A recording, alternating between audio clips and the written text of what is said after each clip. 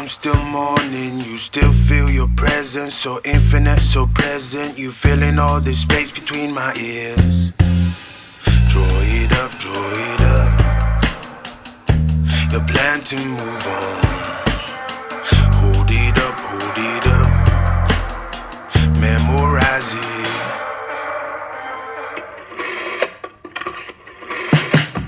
I've got my mind on yesterday.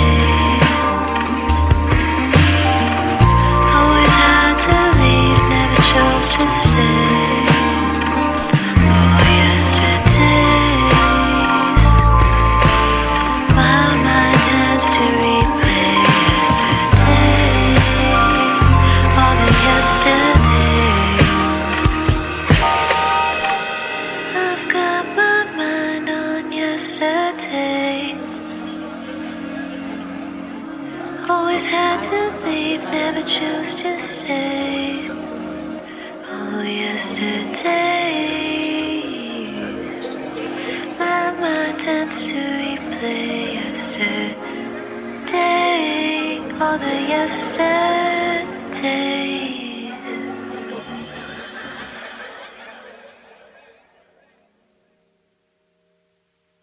Yeah.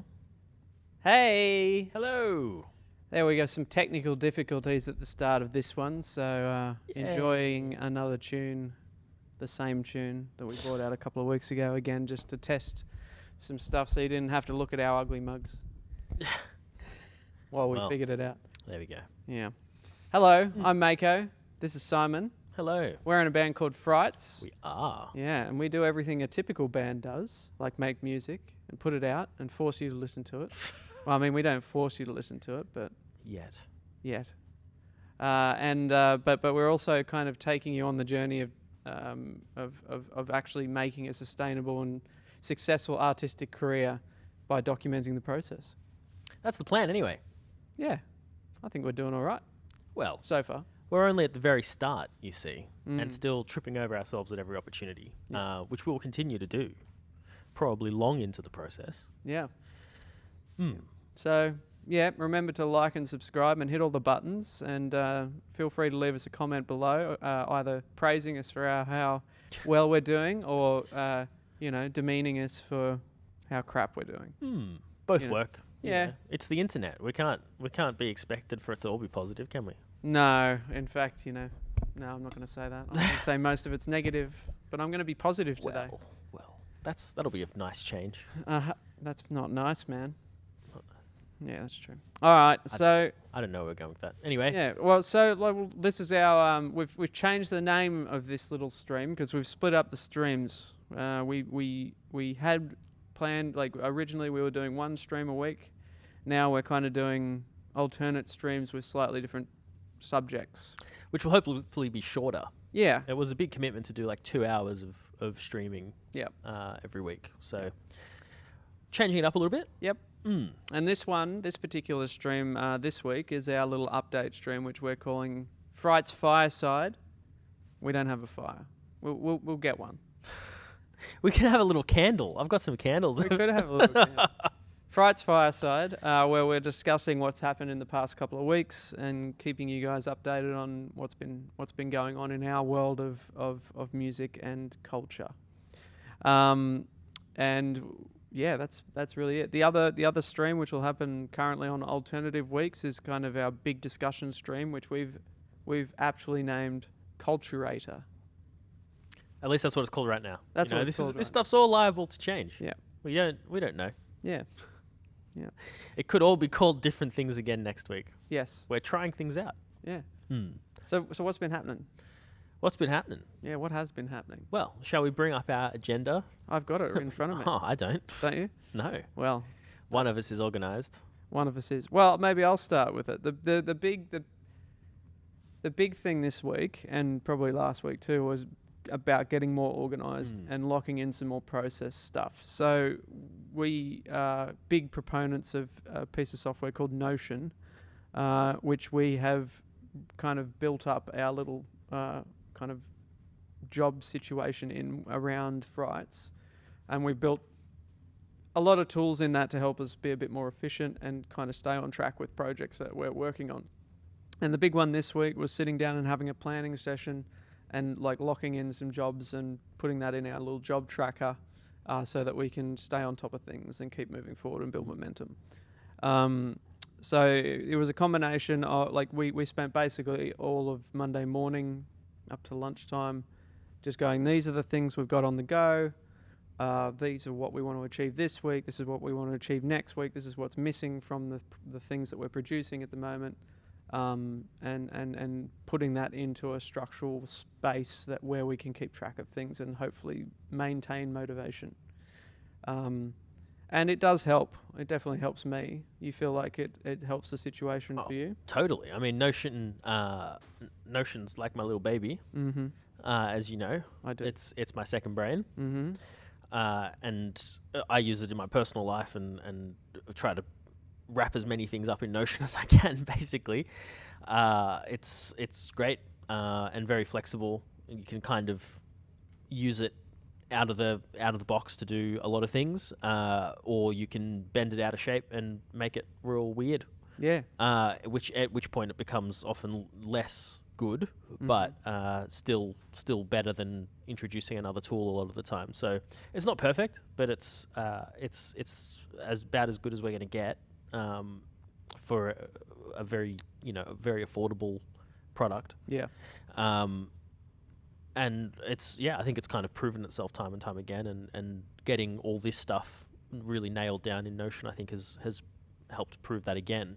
As soon as we got everything, all our ducks in a row, the more organized we got in Notion, the more stuff happened in the real world. Yeah, that's right. It had real immediate effects. Yeah, and I mean, we were working on a little prototypey job tracker thing this week. We just hadn't really used it. We hadn't really organised it, if that made sense. Like there was still a lot of stuff floating around on paper and a couple of weeks ago, we'd reorganised our Notion kind of subfolder for Frights to just make it a bit more functional, because it was kind of really hard to navigate because it was still in that early band stage where we just dumped all the ideas down and hadn't actually turned it into something that couldn't be navigatable. Once it is working a little more fluidly, it's something I'd like to show on the stream and step through. And I reckon it's worthwhile. Yeah. Because musicians typically, and I'm equally at in the same boat, notoriously disorganized. Yeah.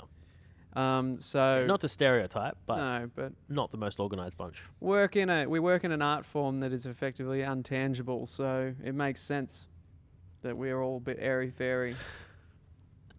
It's all just vibrations, man. Yeah, we're just feeling the vibrations, and sometimes the vibrations are not a vibe. That's the vibe. That's the vibe. Yeah. Yep, and I mean that's certainly been, but having these job trackers and kind of staying organised is really, really helpful for me anyway. In kind of like knocking stuff over. It's not just about feeling like you're doing stuff. It's about making smart decisions about what's the right thing to be doing at this particular point in time. Pragmatic, you might say. Yeah. Yep. So that was kind of the earlier this week, and really kind of a combination of last week and this week has been a real push to kind of finish more music. There's a lot of stuff on the go, but nothing that's finished, and that was one of the things that I was lamenting earlier this week, which I'm going to jump into now. Finishing stuff has always been a kind of a difficult thing for me in music because of my history of tutelage in music. I had crappy teachers when I was younger that used to hit my hands with canes and stuff when I didn't play the piano properly. So I've got a bit of the old trauma when it comes to making stuff, and I still think that hangs around these days when I'm making stuff. That is one of the reasons that I get frustrated while doing it. So part of this week for me has been really locking down good habits around making things. I have a relatively regular practice around making music, but it never kind of ends in something being finished. It always ends in heaps of stuff half done, and that's it, And I think it's a relatively consistent story from what from conversations I've had with a lot of other musicians. It's a very common thing. And beyond music as well. Yeah. You know, there's the number of unfinished projects out in the world would boggle the mind. Yeah. Agreed. Yeah. There's a lot of manuscripts in top drawers that will never see the light of day. Yeah, because my practice has gone from building a healthy habit around doing it every day and trying to make sure I sit down on the piano or have a sing or play around on Ableton or whatever I'm doing a bit every day, write something, make something, play something. But that still doesn't necessarily get you to I have finished a thing. No, it doesn't. But I think originally that was my kind of goal. Like a couple of weeks ago, just one step at a time. Yeah, just getting back in the game after being a businessman for a little while. Getting back in the game and kind of building proficiency and just turning up, really. Yeah. You know, Hitting the shed. Hitting the shed, but regularly. You know, it's pointless hitting the shed if you're going to only hit it once a month. You need to be in there every day. You know? You're never going to knock that shed down if you only hit it once a month. I know. Depends on what it's made out of. Anyway. Straw. So, you know, and like I really subscribe to that mentality. Like Miles Davis did it at one point when he was quitting heroin after Charlie Parker died. He went out to his family farm and just stayed in the shed, got clean, so that he didn't die too, and practiced his art. I mean, he was an amazing musician before that, but there's a whole heap of these stories across music history of people hitting the shed and just like becoming incredibly proficient at what they're doing. There's, you know, a whole heap of the early DJs did the same thing. They just quit their jobs and just, you know, spun records for a year, you know, and then they came out with all this new music. You know, these are people like DJ Shadow and you know, those kinds of guys, the early turntablists. And so I definitely subscribe to that, but we're trying to balance jobs and a career in music at the same time, which is, you know, it's hard to have a musical career anyway, let alone doing something else at the same time, you know. So that's been a challenge, but I've felt really good about that over the last couple of weeks. I've been filling in the gaps with music. A lot of the work that I do, I can fill in the gaps with, you know, admin around music or prepping stuff that I want to work on later that day when I'm at the studio or at home. And then whenever I can, just singing or playing or whatever. But this week it's kind of shifted. Have you felt like there's a difference between, like, in my mind, part of what shifted as soon as we started nailing down goals, was that the playing around suddenly, even though it didn't really change, it was still, I'm just showing up, I'm just playing around. But it suddenly became proficiency building in my mind rather than just... Yeah, it meant more. Just fun. Yeah. Yeah, and I think like an important part for me is still maintaining the ease and kind of childishness of playing music. The key word here being play in my head. I don't really like the word practice when it comes to specifically music. Practice for me brings up a whole heap of shitty feelings because, you know, it involves sitting down and playing the same thing over and over and getting bored, and, you know, I've got a bit of the old ADHD, so sitting down and playing the same thing over and over again is quite painful for me mentally. So it is certainly reframing it as play and playing with a musical line rather than practicing a musical line certainly has helped me change the way I approach just getting in the room and making music. When you hear the word practice, yeah, do you hear it as like training, or do you hear it as to be a practitioner? Training, for sure. Yeah, that's interesting. Yeah. I almost never hear it that way. I always hear it as... Well, in music, practice is practice. You sit down at the piano. Well, the thing but is... But is it not also to be a practitioner? I agree. And that definition of the word I have no problems with. And in fact, I use it all the time. When I say I, you know, am practicing art or being a practicing artist, like a practicing doctor, I don't have a problem with that. Doesn't doesn't impact me mentally in a negative way at all. But when it becomes specifically musical based, like with a focus on musicianship or whatever, brings up a whole heap of shit in my mind. Yeah. Interesting. Yeah, it's fucked. Trauma is fucked. It just stays with you forever. So part of what I've been doing with this ongoing musical practice, not musical practice, sorry, artistic practice is probably better, because we're using it in that definition of a practitioner, the goal for me has been just turning up, right, for the last couple of weeks and just doing it. Not worrying about how good it is and just kind of feeling it out and being a bit more aware of what I'm doing. This week, it's come to a point where I've been like, I need to get some points on the board. I need to finish some stuff. We finished only yesterday, and since then we haven't finished anything. We've just got a lot of stuff going, but not and some of them are close to finished, and they're in their last 10% kind of areas when it comes to the writing part, but nothing's completed. And that has been bringing up some really frustrating feelings for me. Not excessively, not detrimentally, but I know they could turn into detrimental, get in the way kind of feelings, Mm-hmm. Is there any benefit in, putting a line under stuff and saying, I'm not allowed to work on any of this other stuff until this one is finished? Is that the next step? That was the kind of thought process that I had. I was like, this was what I was thinking about while taking a bath last night. Oh. Yeah. With Epsom salts and everything. Candle going. Wow.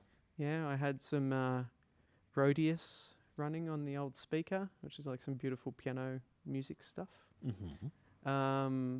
Beautiful ambient piano. And I was just thinking about what I was feeling around the making of stuff at the moment. A little spa day. Yeah, I've been having them almost every night recently, and they've been honestly luxury. so good for my ability to engage with this stuff. So yeah, I was just thinking about it. I was like, you know what? Like, I need to kind of take a leaf out of Matt's book and get a point on the board. Even though we've had points on the board, it's important to maintain that tally effectively. So what's next then? Well, I think the one that's closest to finished and the one that I think I can finish quickly, like in the next couple of days, like before Friday. I'm hearing a deadline. Yeah. Deadlines never work for me. I'm hearing the whooshing sound it makes as it rushes by. Yeah. Is the piano version of Only Yesterday. I was listening to John Hopkins on tape notes over the weekend. And he spoke about one of the records that he made throughout COVID, which was this piano versions cover thing that he did for some Tom York songs and some Brian Eno stuff and some other people's music that he turned into piano originals. And I'd originally heard it as John Hopkins does piano versions of his own electronic work, which is hard because his electronic work has a lot of piano in it already, usually. In fact, most of the sounds that he makes are made out of pianos. So I'm like, I didn't really think about it. I was like, oh, that sounds cool. I'll just go look that up.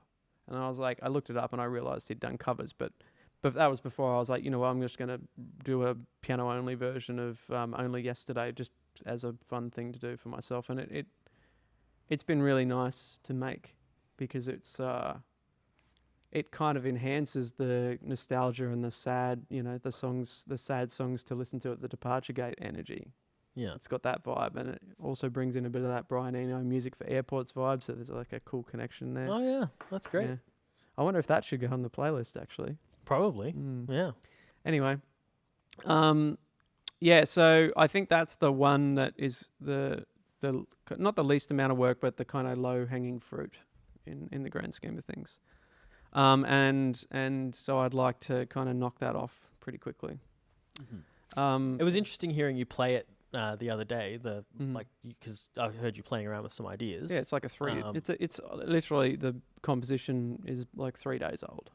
Yeah, I would have started it on Monday night. I think. Yeah. So interesting that it's already become the thing that's closest to being finished. But won't dive into that too much, but I've got some things to talk about around that. Yeah.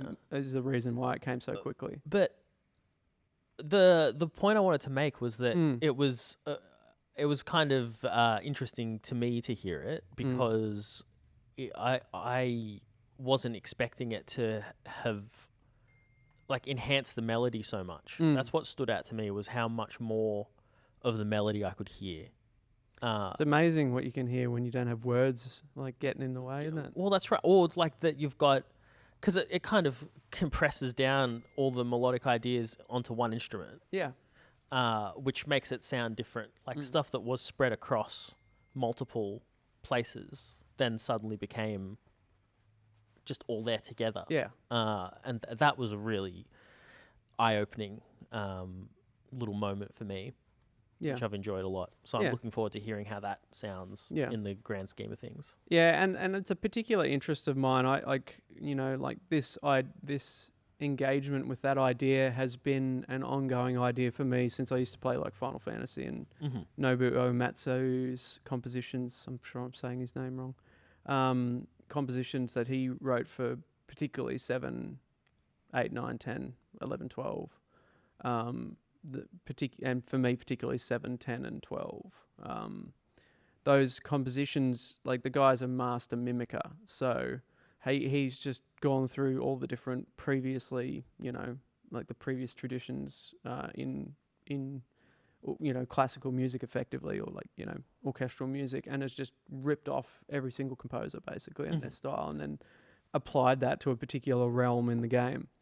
But the really great thing about that game music is it's incredible music. It's beautiful, and they produced piano-only versions of that.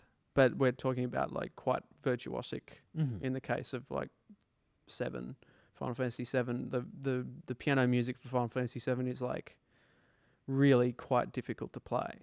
But it's really evocative in the same way that you were talking about before, where it just takes this effectively orchestral score and reduces it down to a single instrument, and uses a lot of interesting techniques to build textures and enhance the melody and play with harmonic ideas that probably wouldn't have been something they did in the orchestral version because it would have made it too muddy or whatever. So that idea of reducing big things down to little things, or like simpler things, is really compelling for me.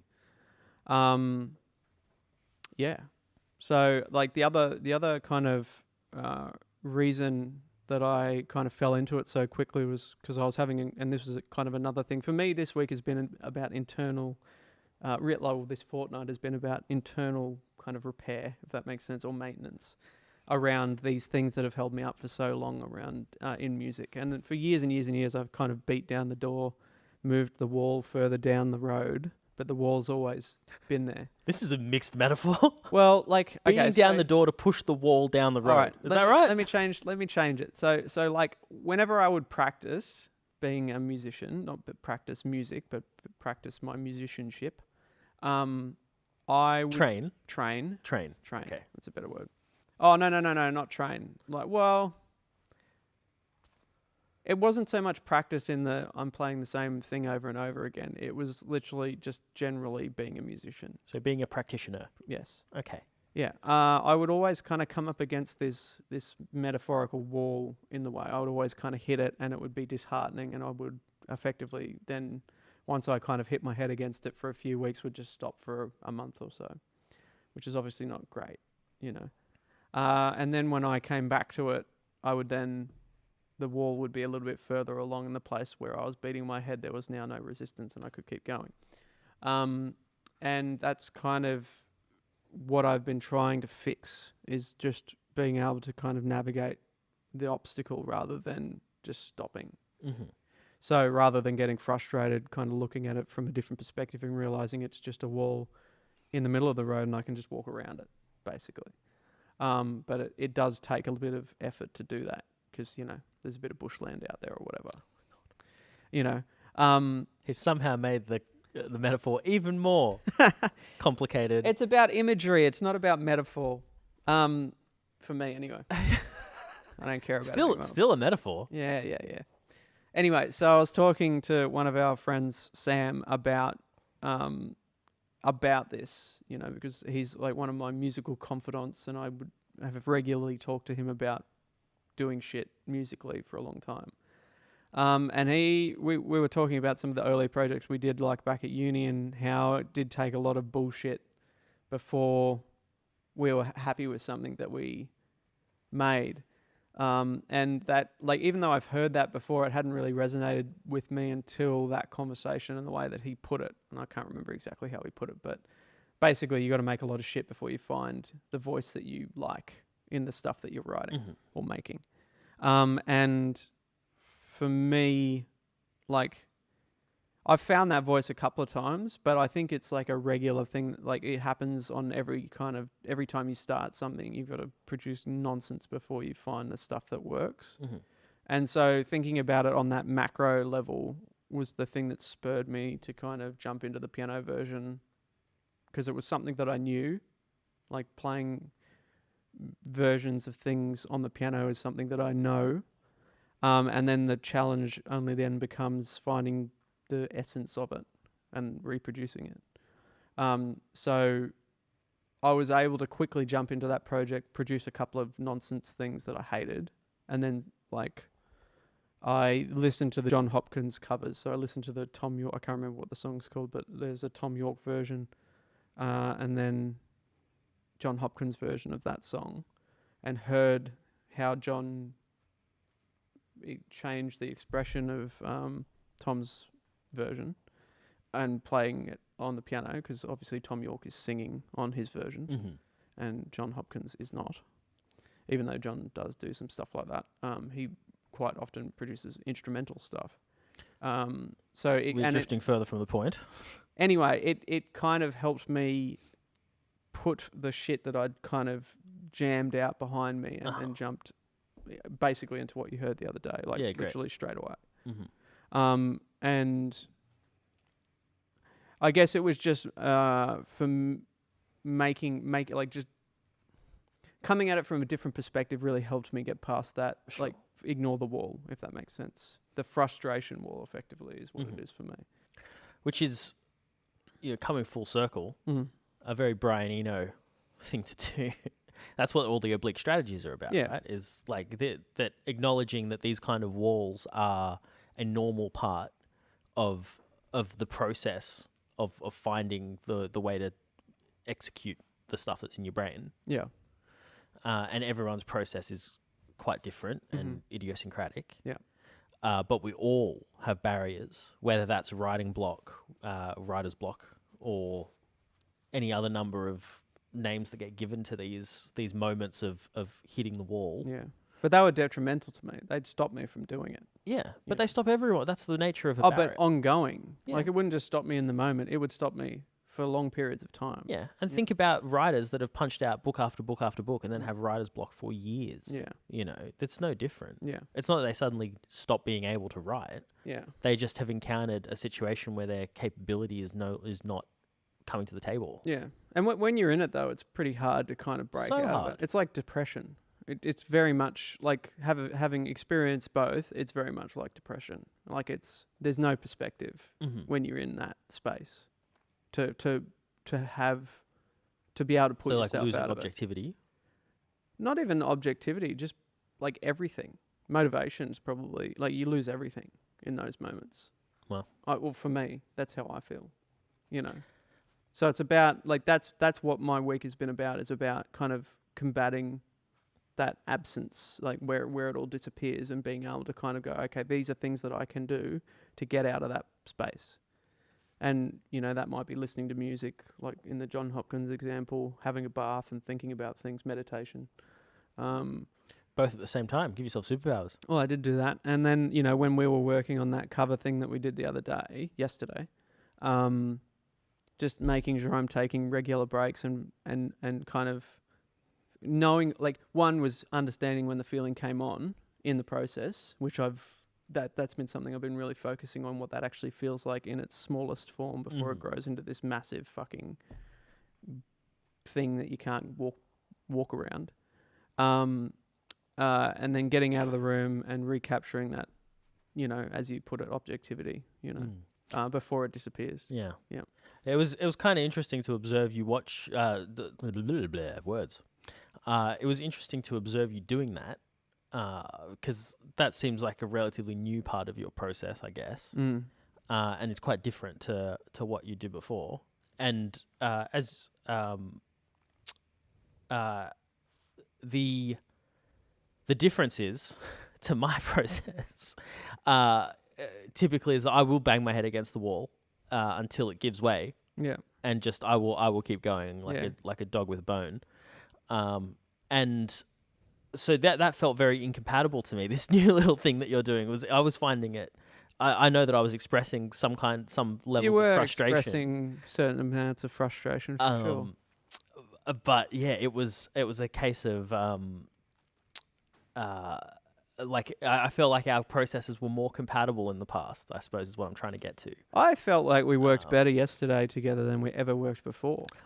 I feel like we got further, Yeah. but I don't think that has to do with process. I feel like that had more to do with capability, that we've put all this work in and building capability and proficiency in these last 12 weeks. Yeah. And that was bearing fruit.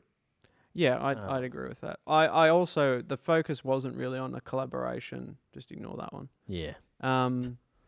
The focus for me wasn't on collaboration. I went into that project yesterday with the intention of just getting further down the road than we did before, and working on that stuff that I was talking about before, and making sure that I could keep walking back into the room. Mm-hmm.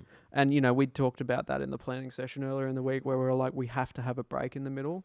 We can do an hour and then have a break and then do another hour. What I think ended up working better was more of the whatever it is, the tomato Pomodoro method thing, where you kind of do 20 minutes and then take 10 minutes or whatever the ratio is. I think it's normally like 50 to 10, but... Or 25 to 5. I could Yeah. never do 50 to 10. I've tried that. But shorter... 20-10 mix that's 3-day work week territory. Yeah, true. I mean, I think I used to do 25-5. It might have been. Yeah, which is the same. It's still 50-10. Yeah, it's just split in two.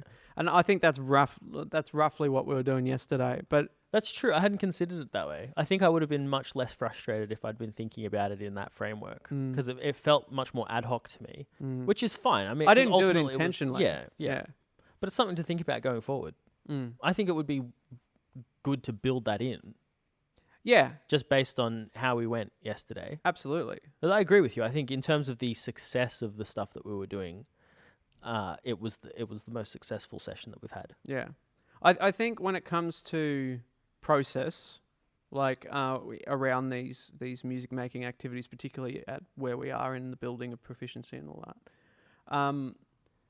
it strikes me, like I've always had this in my kind of practice anyway, that if I do find myself in the flow state after 20 minutes, then I don't, which is why I don't like the Pomodoro alarms very much, because if you get into the flow state, you might stay there for 5 hours and forget about, and you get a lot done in that period of time because you're so like locked in on the idea.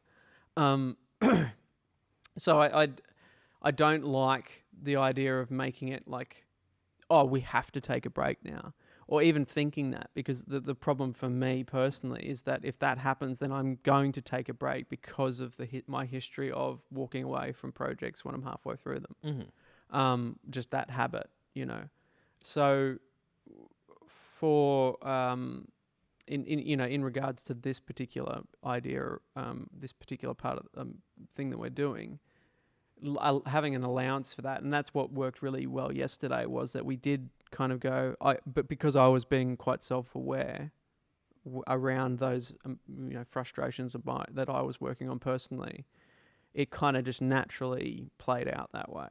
Because I reckon we spent like 2.5 hours roughly in that room making that cover, and I reckon we probably had 3 breaks, maybe 4 breaks. I think it was like 4. Yeah.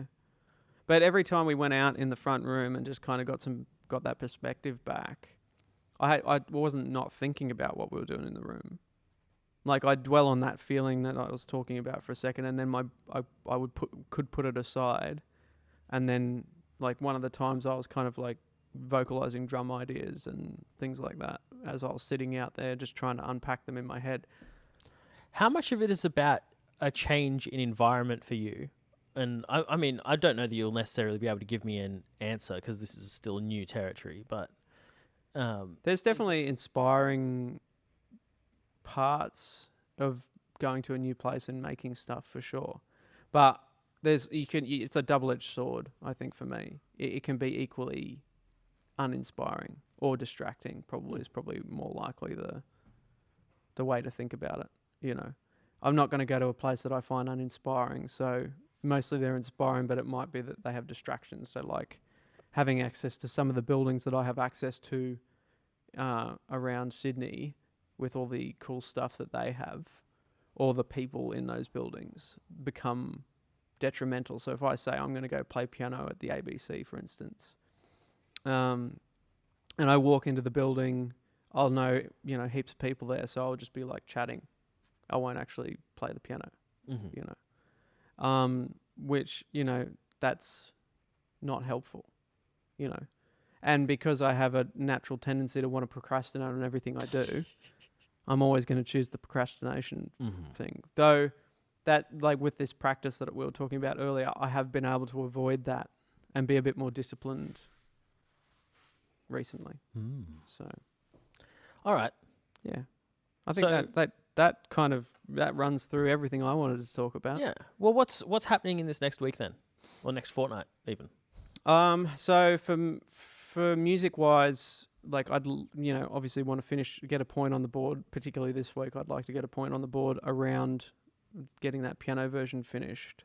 But I'd also like to get our Gentleman Leader collaboration finished as well. And like it's also not far away. Do you know what I mean? The kind of remix that I've been working on is farer away, or it might not be. Like there's ideas there certainly, but it's a new practice for me that I'm kind of building proficiency in, just the style that I didn't have before. It also feels less urgent. Yeah, So yeah, the idea, I think the plan, the goals are we've changed the way that we're doing the stream, so we're kind of accessing. Because we've changed the structure, we've effectively changed the process of how we're going to do them. This stream is meant to be a bit looser, a bit more conversational, and then the big discussion stream, or the culturator stream as we're calling it at the moment, is meant to kind of delve into a big topic and be a bit more researched and have a few more resources and be a bit more concise, a bit more like a podcast, if that makes sense. So researching for that next week, which I've noticed you've already put some notes in for, even which I need to kind of unpack and play around with. Especially because it's for your topic. It's my topic, yeah. Here's me just taking over. No, it's fine. No, I think what you added was really useful. So that is one thing. We've also got the music that needs to keep coming out. Like my kind of intention with Frights is that we are releasing music every week, and we haven't managed to do that again since we originally released only yesterday. So I just want to kind of knock some stuff out so that I build the momentum and feel good about what we're doing, So that's what my kind of focus is on. I mean, we've got a lot of stuff in the job tracker around administration stuff, like, getting some stuff, onto shorts around what we're actually doing now that we know a bit more about what we're doing. We just shot that before. That was a fun exercise in proficiency, which I'll let you talk about in a second. Yes. And yeah, just continuing kicking the can down the road. Yeah. But in a smart way. Yeah.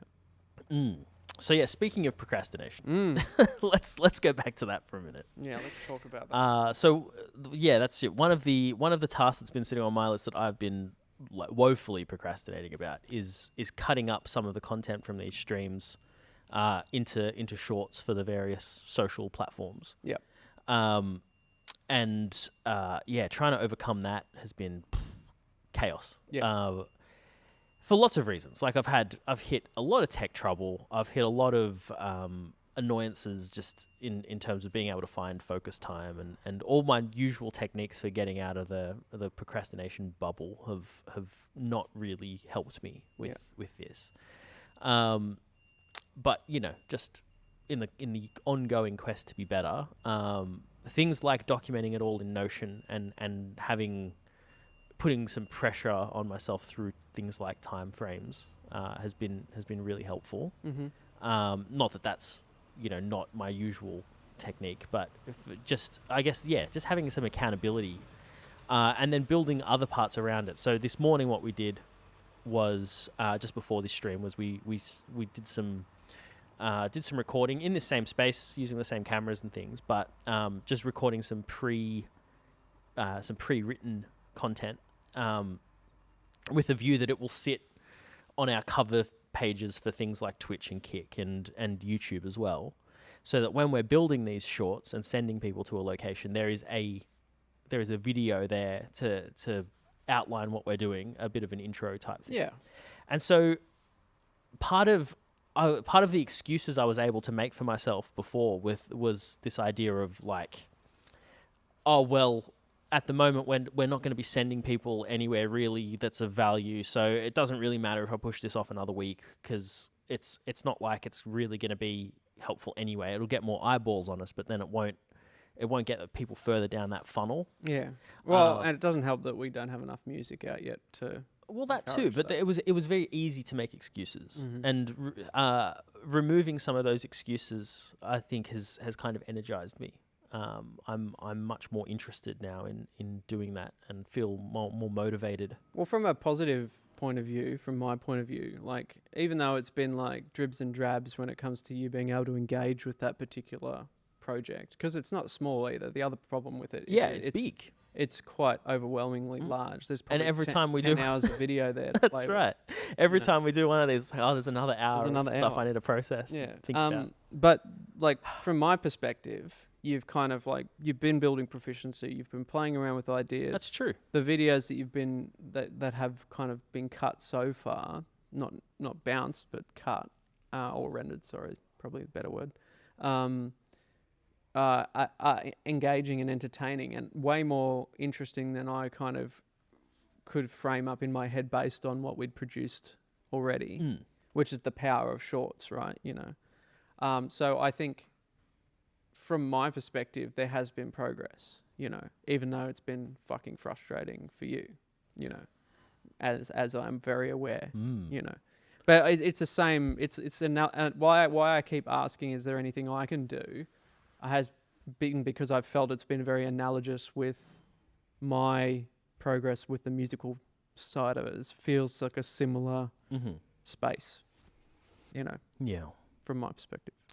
Well, it's still like a creative outlet, isn't it? It's just different. Yeah. And even the thought of putting stuff into short format is, I kind of built a career around much longer. Well, that's why we started with the long form stuff. That's it. This stream and our lovely viewers. Yeah. Yes. Speaking of, I see Pork Hub has joined us again on Kick. Hello again. Hey, buddy. That's where I'd like to be next fortnight, is to have the first set of those shorts out. Yeah. Doing that audience building stuff. There is now enough stuff. Yeah. So cutting that video is my first priority for this week. The one that we shot before the stream. Yep. So that we've got a nice little bit of intro content sitting on the platforms, and then starting to drive eyeballs to it. Yep. Agreed. And that'll be good if I can get that done in 2 weeks, and we can start seeing the follower count grow and things like that. I think that'll be a really great outcome. Yeah. And similarly, that will be points on the board. Yeah. How it's been interesting. I think before we started this project, I just want to speak on a point of followers and numbers and stuff, because part of what we will be doing on this fireside chat in future weeks is talking analytics and as things as we start doing audience building and increase our audience surface area and things like that. But at the moment, that's not the case. But I think something that's really changed in my perspective of my musical practice in a like the word that I like using, whatever we said, not the training one. As in to be a practitioner. To be a practitioner of music. Okay. Practice in that sense. The perspective change that I have kind of felt, particularly in the last couple of weeks as we've been doing these streams more, is I don't give a flying fuck about the numbers like I used to, which is kind of nice. Interesting. It was always such a kind of like let down when you put out a piece of music and then, 3 people would listen to it, And I think one of the great things about this project so far has been this kind of, it started with Friday Night Lights before we even started Frights, honestly, because that whole thing was about getting in there and making something and having fun. It wasn't about anything else. And, then it became about skills transfer and a whole heap of other stuff. But then now it's found its way back there with a bit more of a focus.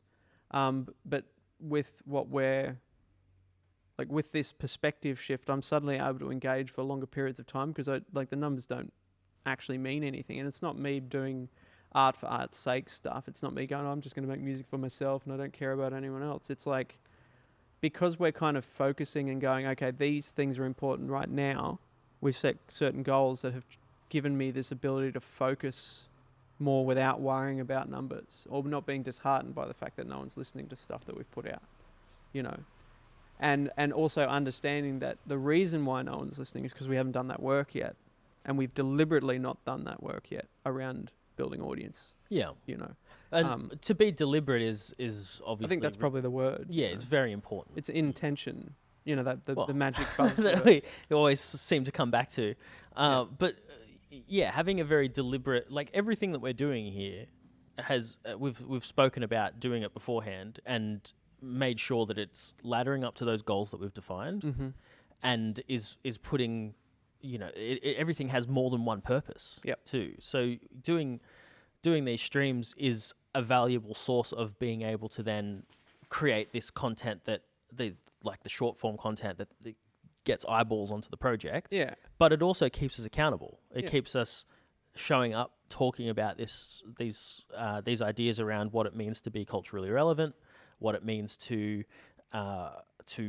be making music, and what we want to be doing in the next couple of weeks, and all these things that meetings have the ability to do in their best form. They don't always, as we know. If you've ever worked in the corporate world at all, you know that meetings can also have the opposite effect. But effectively, broadcasting our band meetings is a huge source of accountability as well. Well, we didn't really broadcast Monday, but that would have been boring because we sat in the coffee shop for about 3 hours in silence. That's it, and just plugged things into Notion. Yeah. Do you think this perspective, the way that we're kind of planning and stuff, is allowing us to proceed and maintain motivation in the project? Like proceed more easily than, say, like we used to? I think so. Yeah. Just because I've seen how you work without... I spent, just for context, maybe almost a year trying to convince Josh and co to have a more robust job tracking system, and was told at every point, no, it's fine the way it is. We're not losing. There's no invoices that are just being lost in the ether, and there's everyone. We know how much time is being spent on things. It's all fine. It all works. Bullshit. And I kept scratching my head and going, okay, if you say so, before just getting frustrated and building a job tracking system. Yeah. We had a really rudimentary job tracker that is, similarly line-based like the new one is, but it didn't have nearly as much info in it, and it was very much focused on accounts rather than jobs. Yeah. And not even been counting hours or anything like that. It was pretty shit. And there were definitely things getting lost. There was at least one job that got done and was just never invoiced. Yeah. I'm fully convinced of that. Well. So my point is, I've seen how things can just sit on the back burner for months. Yeah. It's okay to kind of turn something off and say this is not working when it's an intentional decision. But I think what was happening with the old project was that it wasn't intentional. Uh-huh. You know? And a lot of stuff was started that was never finished, and a lot of it had really good intention originally, but it just wasn't thought through. And that's the natural kind of state of, us as creative ADHD people, I think, But I've certainly found that with the focus of what we've been doing with Frights and the way that I've been working outside of Frights has been really useful in like refocusing, like blocking the noise, not getting into too many projects, even though, we've got however many songs on the go at the moment. That's why this conversation around finishing has been kind of the word of the day, if that makes sense. The conversation of the day, Yeah. Any other things that you'd like to talk about there, S-Dog? Yeah, you better start bringing in some coins. Oh, how many times did I... Yeah, I do, yeah. Yes, we're being picked up in the comments here, saying... This is nothing. You ain't heard nothing. This is me restrained. Yeah. I was telling a story last night about how I used to. I wasn't initially comfortable calling you my business partner, and was much more comfortable saying, "Oh, is my boss." Yeah. Because I don't like just that. I didn't necessarily have both feet in. And I was just I didn't feel great about it. So again, this is like almost 2 years ago at this point. Yeah, I know. And then I got to a point where I knew it had to change because I'd never call a boss the names that I'd call you to your face. Why not? And so it was like, well, I either need to stop calling him all these awful names, or I need to stop calling him my boss. And I wasn't going to stop calling you all those awful names. You chose wisely. Yeah. That was yeah. It's certainly when I started calling you my business partner, it was certainly a weird thing. But I'd say I introduce you as my business partner whenever I talk about you now. So yeah. Life partner. Life business partner. Business life partner. Yeah, business life partner. That's right. Cool. Besties forever. Well, let's round out this little Okay. conversation with what have you been listening to? Oh, what have I been listening? I've been on such a pop kick. Yeah. Which is atypical for me. I have eclectic tastes. Rarely do they. As do I. Rarely do they stray into pop territory for too long. Yeah. Not that you'd know it, listening to me talk about pop music, but this week. Well, this fortnight, I've been listening to the new Clairo album, which has been good. The new Remy Wolf album, which came out. I say new; it's maybe 6 weeks or so old now. So it's not heaps new. But I'd only been listening to it in dribs and drabs, and finally got around to listening to the whole thing, and it's pretty good. Yeah, but it's probably not. It's less interesting than her first album. Yeah. So what it's really made me want to do is revisit that first album. Yeah, I have that same feeling with things like Hiatus Coyote. Like, I really like that first record, Tomahawk. I like Weapon of Choice as well, but I like Tomahawk the most. Is it Weapon of Choice or Choose Your Weapon? Choose Your Weapon, whatever it is. Weapon of Choice, the Fatboy Slim song. That's the Fatboy Slim song with old mate who talks slow in the dancing in the Christopher film. Walken. That's the one. Yes. Yeah. Great little film clip, great little song. Yeah. And the other thing was they released Tomahawk and then it got pulled from the internet because it was on Bandcamp. I bought it off Bandcamp before that was signed. And that's how early I was in Hiatus Coyote. Oh, you liked them before they were cool. Yeah, they were. So I bought it off Bandcamp and then went to re-download it and it had been pulled from Bandcamp and I couldn't fucking find it anywhere. And then they re-released it 6 months later, which was annoying because I had to, by that stage I was, on the streamies and all that kind of stuff, so it was fine. But Are they allowed to do that? You've bought it, isn't that the idea? Yeah, well, we can have this argument another time. Mm. Yeah. So it's kind of nice to go back to the start. I think a lot with some of those artists. Yeah. What else? Well, there was an album from 2021 by Japanese Breakfast that I just didn't Missed. I didn't catch it. It was the COVID times, it was a weird time. It was a weird time. So I went back so this is Jubilee is the name of the album, and it's excellent. So it's such a good album. So that's been really good. Mm-hmm. I'll pick a few cuts from these and post them up on the Discord. Yeah. In the listen to this channel later. Yeah. So if anybody out there wants to join us on the Discord, there's links in the things, and we'll post some cuts. Yeah. But the other track that the other kind of album I've been listening to is this Spanish band called Melenas. Yeah, I like this song. I only listened to it once, and then he played it again to me today, and I was like, I know this song. Yeah, And it gets right in there. Right in it's there. really It's a good. proper But earworm. they've released an EP of remixes, which is what I played you from. Like the remix is not heaps different from the album version of that track, but it's stripped back. And I think it's so rare that a remix will strip a track back. Yeah.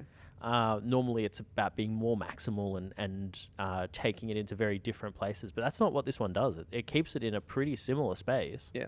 But just lets it shine more by taking things out. And so there's this the song's called Bang. Mm-hmm. And there's this brilliant remix of it on this remix EP. Again, not the newest thing. It's not like it's just come out. This is a couple of weeks old at this point, but stunning job. Anyway, that's what I've been listening to. I'm just remembering I might have some coins in here. Oh, I have look some at that. coins for the swear jar. Wow. Hold on. Let's. Two. I've said three things. Oh, I think you said several. I've got 4 coins. I'm gonna need everything you got. 5 coins. You can prepay some. No. We've got to do it properly. That's all the coins I got. I'll put in the ones that have been called out. 1, 2, and then I'll keep these coins here for next time. I know I said another one. But I'll save these For now. I'll bring a stack next time and make it more fun for everyone. You can count how many times I say the various words. The various words. Yeah. Not the one about, see you in the NT. As in, see you in Northern Territory. Oh, yes. Yeah. Okay. Yeah. Or see you next Tuesday, as I like to say. I don't say that word on the stream. Don't you now? No. I'm pretty sure I've said it on the stream. I can't say it. If you get my understanding. Uh-huh. Yeah. Anyway, what have I been listening to is the next question. I've been I think mine has been eclectic. I'm finally into Fred again. That's taken a little while. It has taken you a long time. You've but been sleepy boy on Fred again. Yeah, but it's because of listening to an interview with him on a podcast that I'm completely obsessed with at the moment called Tape Notes. You've seen his Tiny Desk concert, right? I haven't looked at it, no. You should watch his Tiny Desk. Because I didn't care about him when that came out. And everyone told me, you should watch this. I'm like, I don't really care about Fred again. But I care a lot about Fred again now. I think he's amazing because he is, a mentee of one of my favourite people in the whole world, and that would be Brian Eno. And live next door to him luckily. How nice would that be to live next door to Brian Eno? Mm. Anyway, and so I've been listening to this Tape Notes podcast, which is great. The kind of premise is that the host sits down with the producer and the artist of a particular record, and they talk about how they turned the songs demos into the final product. So basically, actually, the 2 of the songs on my list are there specifically as a result of this podcast, and a third one which I didn't put down, which is a John Hopkins one. But Fred again, and I really like Delilah, as everyone I think does, and is the reason why he's so popular. He's certainly popular in Australia because the Opera House had a show which they kept secret for a very long time until the very last second, and then put tickets on sale, and the people waiting in line were 200,000 people waiting in line for tickets for 2,500 seats. So it's pretty crazy. So yeah, I'm in the Fred again camp now. Yeah. He's finally come around. Yeah, so I really dig it. I really like his use of samples. I really like how he deforms these audio snippets into weird stuff that you'd never heard before, which is a very Brian Eno thing. It subscribes very much to some of the ideas that Brian has around making music when it comes to audio sources and things like that, and processors and using the studio as an instrument and things like that.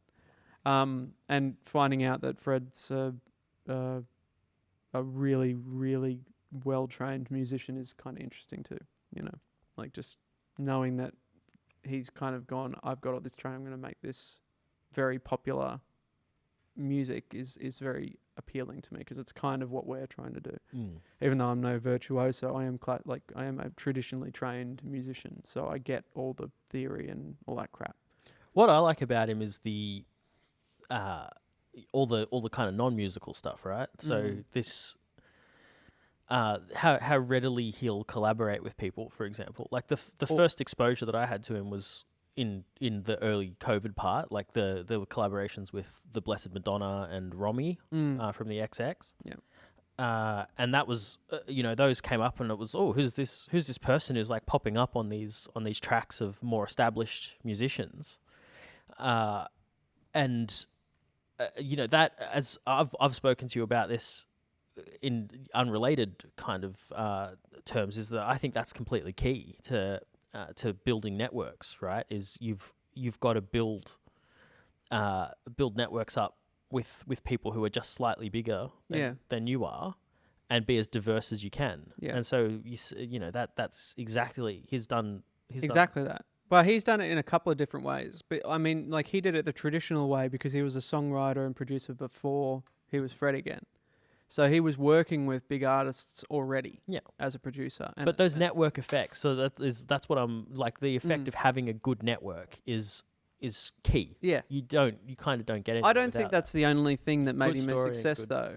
It was that for sure. I think but it was that applied across other areas as well. I'm not saying it's the only reason he's successful. No. I'm saying it's the reason that I feel very compelled by him outside the music is because that's where my interest lies, right? In these kind of the meta narrative components. Yeah. For me, absolutely, it's the meta narrative components with everything. But I think specifically with Fred, it's the Brian Eno connection, but it's also this connection to popular culture that he kind of makes happen. Yeah, it's fantastic. Relatively seamlessly, like using samples from social media or voice memos that people had sent him, or like messages that people had left him on his phone or whatever. I just like that interaction with the day-to-day life that he does, And then the way that he tests stuff as a DJ.